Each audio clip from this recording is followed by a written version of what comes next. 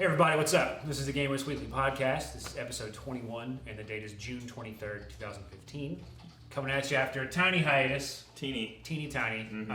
We're back, and if you haven't tuned into us by now, where have you been all my life, or at least for the past 21 episodes? That's right. Basically, this is a podcast about gaming videos, place in the world, in our hearts. Live streaming.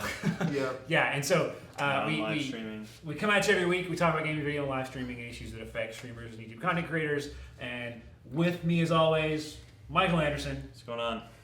Keeping us on point, Andrew Winans. How's it going? And I'm Eli. So, what are we talking about today, Mr. Winans? So today we got a lot of stuff to talk about today because that's what happens when you go on you don't do hiatus. this often enough. That's right. Fair enough. Packing it So the first thing we have to talk about is that my chair is still squeaky, and so Jesse's gonna kill me. But also move. Very still. So there's been a lot. Truthfully, there's been a lot that's happened in the last couple of weeks that we should have talked about a couple of weeks ago, but we haven't. So we're gonna talk about it now. But we I have. knew it was bad. Yeah, I knew it was We- bad when stuff would happen, like news events have happened. I don't want to spoil the agenda, but people that use Game West would talk to us and be like, "Hey, you guys talking about this? What are you talking about on the podcast? What's your opinion?" That made me happy because they said, "Hey, you should really talk about this on podcast," and I was like, "Holy crap, you care about what we talk about on podcast?" There's like fives of people out there that care about what we say. Right. And now that we're fivesing them out. Yeah, fivesing them out. Right. We haven't said anybody's name. That's right. But you know who you are. So to start out with, Yes. lots of stuff that's happened. But to start out with, before we get into E3, let's talk about YouTube gaming. Okay. This is probably the biggest announcement in gaming content creation of the last couple of months. YouTube Of all time. It's definitely not of all time. That was definitely Twitch getting bought by Amazon.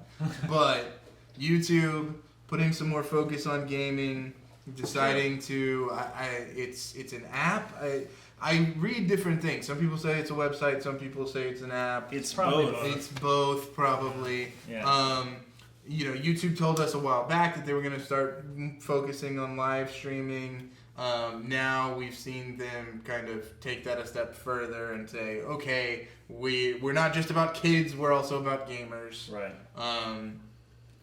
Thoughts about this new development?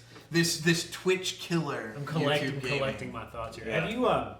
Have you seen any numbers or performance results around YouTube Kids? Does anybody know if that's doing well or anything? I know nothing. The people, other than people are pissed off because YouTube Kids doesn't work the way that they said Because they YouTube show Kids adult was going to videos. work. Right. No, It's not curious. I mean, I don't know. Like, I asked that because I'm wondering what the return on investment is here for YouTube. I mean, gaming is a huge part of their platform. Yeah. You know, gaming video, let's plays, walkthroughs, previews, blah blah blah, all that fun stuff. Right. So I mean, it makes sense to house it all under one spot. It's hard for this not to look like sour grapes over Twitch. It really is, especially in light of like all the other live streaming stuff they're doing. It's like, oh hey, we realized that game streaming and game video is a valid medium, even though it's been on our platform for 11 million years. Sure. We finally decided to acknowledge it after we lost the Twitch sale. Yeah. Right. So I mean, I don't know, it's going to be good or it's going to be bad.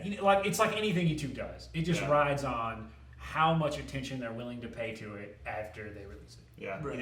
And my thought on that is platforms that specifically focus on one vertical, in this case the gaming vertical. So software products out there intentionally built for gamers, pregnant pause, can typically do a much better job of appealing to gamers than the Swiss Army knife solutions out there. That's my opinion. Yeah. Sure. We'll see what happens. I'm a little skeptical right now.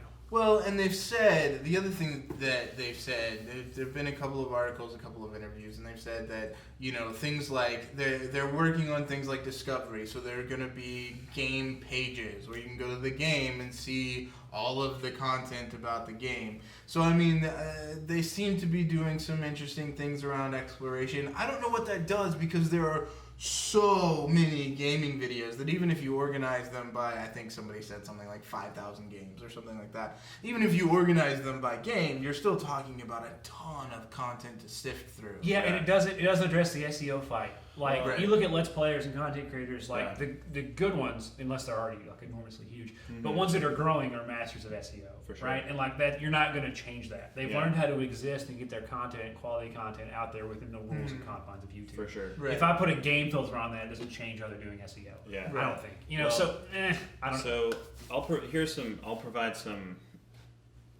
thoughts I have around this, kind of in, I guess, like in defense of that in some ways. Like, I'm really hopeful for it in the future. I don't think like where it is right now is not. It's like a beginning, I guess. And in my opinion, like the search engine is separate for the gaming. Like it's like totally different search. I don't know if it's a different search engine technology, obviously, but like the search results that it goes after are different, which may mean they can iterate to like solve problems in the gaming discovery space. Sure. I'm interested about that because I think you're right. Like the biggest thing that YouTube has an opportunity to do by making verticals within the gaming like ecosystem, and not just like youtube.com/gaming, but like gaming.youtube.com. Like they can iterate on interface, they can iterate on exploration, discovery, stuff that they're in a position to actually do. Like, Sure. Yeah. For an entry level competitor against Twitch, like it's pretty good, I would say. Yeah, and I don't even want to talk about competition against Twitch yet because Yeah. that invites everything else they're trying to do. Yeah, all the for streaming sure. and everything. Like specifically talking about this is a platform where Yeah. we can discover gaming content. Sure. Right. That is a really hard problem to solve. Yeah. We Sure. know. We attempted to do it, right? Yeah, And we sure. looked at it and we built things around discoverability. And like discoverability is hard, even in the gaming niche, really because there's is, so yeah. much data. Yeah. But you know, YouTube has that data. Yeah. They Right. have the technology, and if they have the interest, Exactly. and that's my key sticking point. Right. If they have the interest, they can actually build something really revolutionary in this space. Yeah. Is it going to get your small Let's Play noticed? I absolutely think not. Yeah, I I just agree. totally, Yeah, like, totally it's not agree. going to happen. Like, Yeah. you're still going to fight the same fight you're fighting right now. Yeah. You're competing with the big YouTubers and the big content creators to try and get your new stuff from your small channel noticed and get it to grow. You're Yeah. still going to play the same game. You're going to find a niche. You're going to do tag and SEO really well. Right. You're going to resonate with a certain community that's going Yeah. to grow over time. It's going to take forever. For Like sure. that's the state of the world. And Yeah, no right. gaming-based filters are going to change that. And I also wonder how many people are going to get, like fan wise, to come over and view the content at gaming.youtube.com. Like, is it something where like you're classified as a gaming channel on YouTube and you're just automatically like it redirects you to gaming.youtube.com I don't know. / PewDiePie or whatever versus like, you know, how is that going to be? Because you're going to have we're going to have a way to get fans over from one to the other. If it's not automatic, then you're going to have to move. Even getting people to move from youtube.com over to like the new gaming portal, I feel like is a feat in and of Well, itself. yeah, I as mean, these users Yeah, already have absolutely. ingrained behaviors. They have Yeah. subscriber feeds, you know. They have ways that they're used to finding the content they want to watch and systems they've developed to do it. Right. So it's very hard to get in the middle of that unless you're automatically redirecting, like you said, or doing some other special things. Yeah. It's hard to know now how user behavior will change. For sure. Right. For sure. So I don't know. It's interesting. I think it's one of those. It's. I mean, it is a bold play. It really Right. is. Like, I don't think it's that bold. well, I think it's bold and I'll qualify this for YouTube because, like, if you look at YouTube's direction over the past, like take out the last year, but like previous to that, it was like all about let's figure out ads. Let's Yeah. figure out ads. And now they're like. They've started like in the last year or so, like let's figure out how we support our content creators, you know, and like now this is like you see them like going, oh, which ones are our most, you know, like the personalities that you know resonate the most. Oh, gaming, so like or kids, like let's do something for those. So I think it's bold for them because they've never done anything like it. I guess is what I mean. I mean, I think just Twitch just led the revolution, man. Right. Like, I mean, this stuff has just been happening on YouTube for years. Right. And it's just, Yeah. there was just never any, in my mind that I know of, real attempt to acknowledge it. It's like, Yeah. oh, we have this huge gaming presence, whatever. Yeah. You know, and then you see Twitch making an enormous sale to Yeah. Amazon, and you see all that popularity, and that thing building and just growing, Yeah. and that machine churning even more. And it's Sure. like, oh, I guess we should probably do something with this now. Yeah. Right. I don't know. It just doesn't seem revolutionary. It doesn't seem bold. It seems like it's about time. Yeah, maybe that's true. I just think it's. I guess maybe not bold's not the right word, but it's a market, like deviation from their previous Yeah, I mean, for behavior, YouTube, I guess you could argue that it's a little surprising that they're catering to specific niches, but not even that surprising because they did kids first. For sure. Right. So. And for me, I continue to wonder how much of the kind of focus on these different niches is about the content creators and how much of it is about the audience members. And the Because, advertising. even you look at, like I said, Yeah. you look at the way that they're starting out with exploration, right? And that's much more focused on the viewer than it is on the content creator because, like I Sure. said, you're not really solving anything for the content creator. And so for me, I continue to look at it and say, now, if YouTube comes out with a sub button, right? Not their little fan funding, whatever it is, but a Twitch style sub button, then I'm more willing to say, okay, YouTube is thinking about their content creators. And I know they've done great stuff with YouTube Spaces and giving them resources, and there's all sorts of things like that. But you don't really, you see that in the quality of content, but you don't really see that in terms of the interaction between content creator and fan on the platform. And there's nothing that I've heard or seen about YouTube gaming that changes that interaction between content creator and I don't fan. think it's creator focused in terms of we're going to help you grow or we're going to help you reach sustainability. I think you're still on your own for that. I mean, a better search is nice. I guess you're not in the same lump as all the cooking videos, but you're still in the same lump as all the DayZ videos. Right. And there's tons of those already. Yeah. So I don't know. I just like. Yeah, I think that's really true. Like, the strategy as a content creator has not changed. Nope.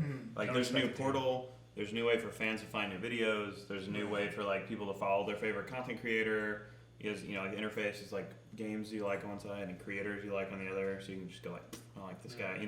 So there's like some stuff like that they're playing with, but it's still the same game for content creators. It's make differentiated content, be really good at tagging SEO, like Build your community, and then hustle. Yep. Like that's it. So I think that's really, we'll see how that evolves over time. Mm-hmm. Yeah.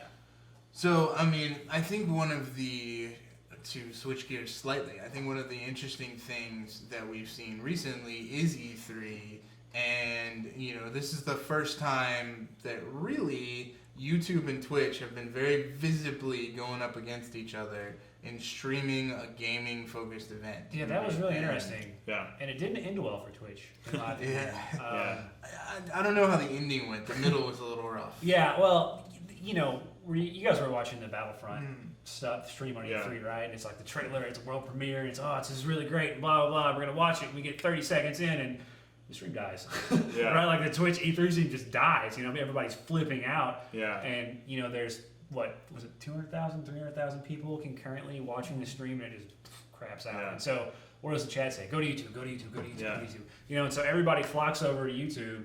And here was like the defining light bulb moment for me. Yeah. Okay, I went over to YouTube to watch this thing, and I was like, "Oh man, I missed like 40 seconds of this trailer because I had to switch websites." Yeah. I can just click back on the playhead and I can watch it. Yeah. And didn't catch up with the live stream later. To me, that was crazy. Like, and from a technology perspective, it's not crazy, but it's just the fact that I can do this. There's a platform that exists, and I can do this, and I missed nothing. Yeah. I can catch up. I can gain context.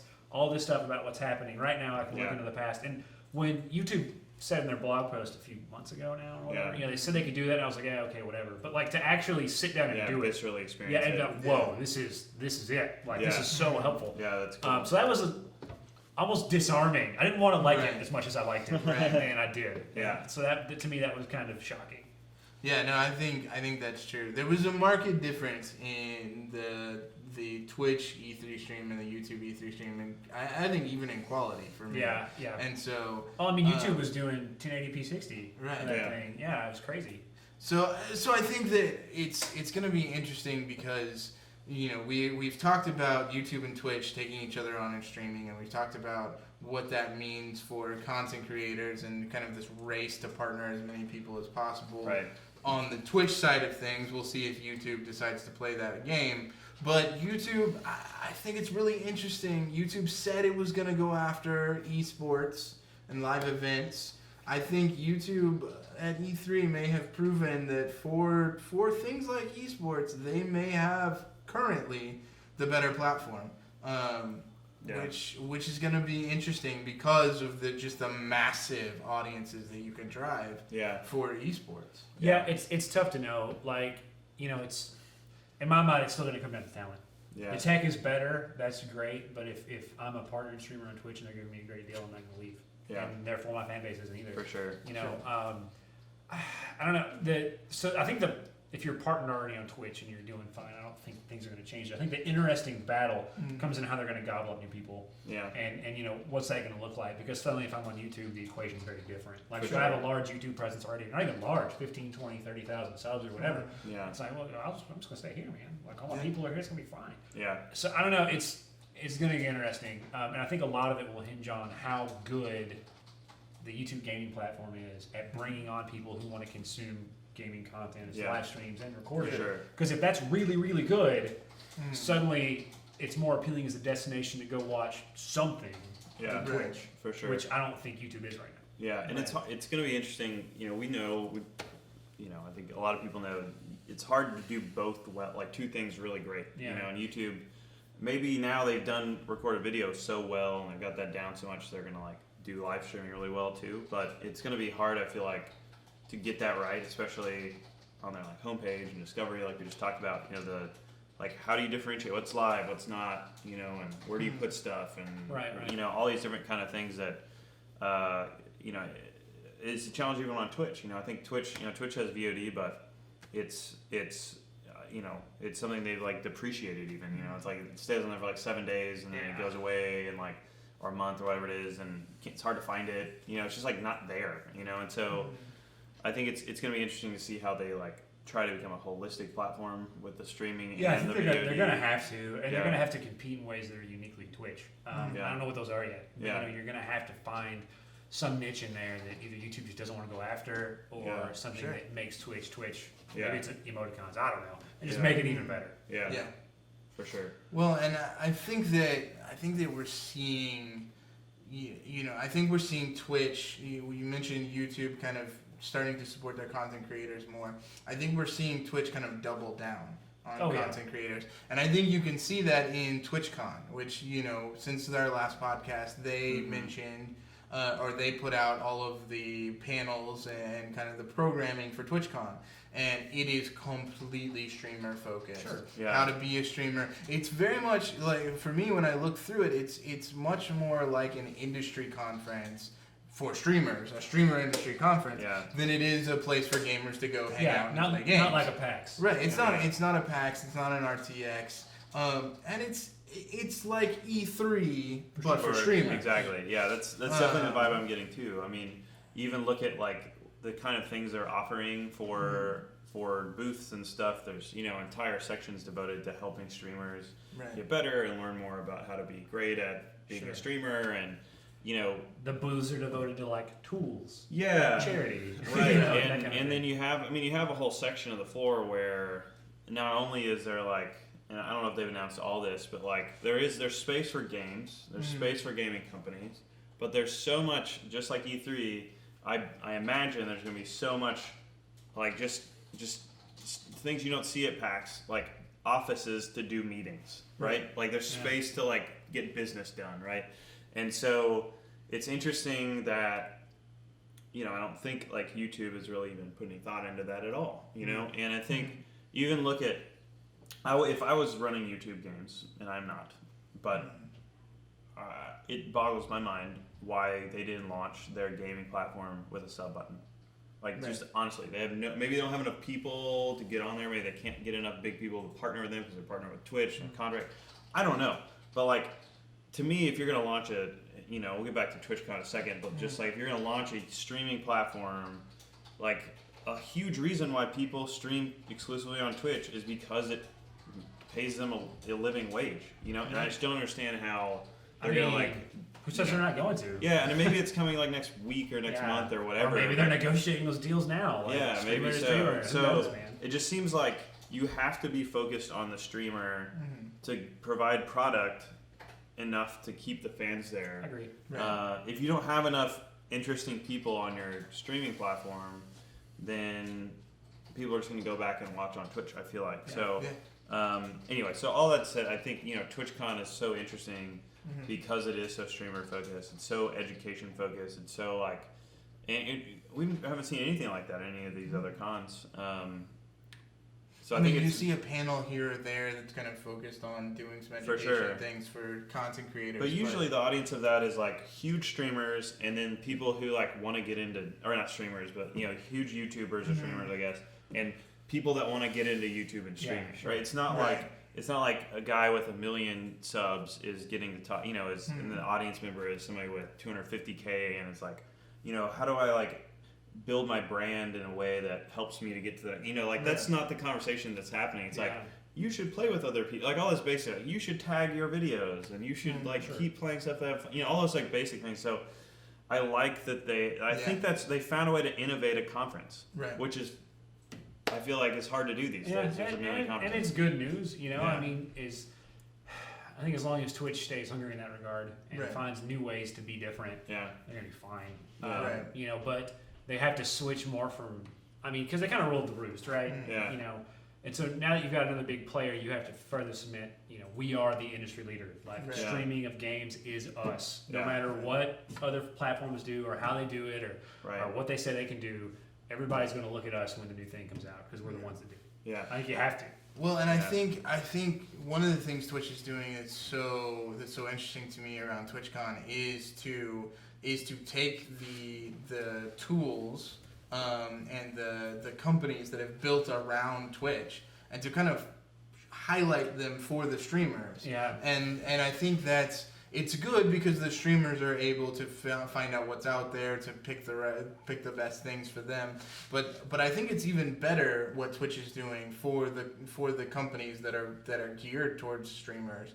Because Twitch is basically saying, we're not only going to put our streamers on a pedestal, we're going to put you guys, who are all helping our streamers, on a pedestal. And YouTube has never really done that. They have this kind of loose relationship with networks, but in terms of software tools, they have this kind of, we have these little partner programs with these little fan funding sites, and we've got our big massive network, but we haven't really pushed these products at our people and said, these are products you should use. In a way that Twitch is saying, these are products you should use, which makes the products then feel Twitch has our best interest. Twitch was much better at building a development ecosystem than YouTube, which is kind of surprising given the YouTube is proliferated across the internet. For sure. Yeah, I don't know if that tune will change, and that may be a big deal. You know, we've got, God, there's so many little tools and tip donation platforms. Are they all just going to like incorporate YouTube now? And that's, you know, they're going to try to leech onto that ecosystem, or is YouTube going to put the hammer down and say, no, we're doing that. You don't have to worry about that. I don't know what that's going to look like. We'll see. Yeah, I think you're right though. The ecosystem built around Twitch is really important to Twitch. You know, they highlight people that build cool tools for their people, and I think their aim is to keep streamers streaming. And I think it's I don't know. I think that's good for the ecosystem. Yeah. Hey, Mario. And she just totally distracted me. You get trolled in Twitch chat? Yeah. So for those anyway, it's just Mari. Anyway, so it's not just Mari. It's Mari trying to derail us. She did a good job. She did a good job. Nice work. Anyway, well done, Mari. I was saying, but like their care and like I think like helpfulness to apps around the Twitch ecosystem definitely sets them apart. And I hope YouTube does the same thing, because that's I think how Twitch is going to probably innovate in the ecosystem is like use ideas from the Twitch apps and take it. It's in their terms of service. We can build competitive apps to you. So nice. At least if anything, it's an idea service. But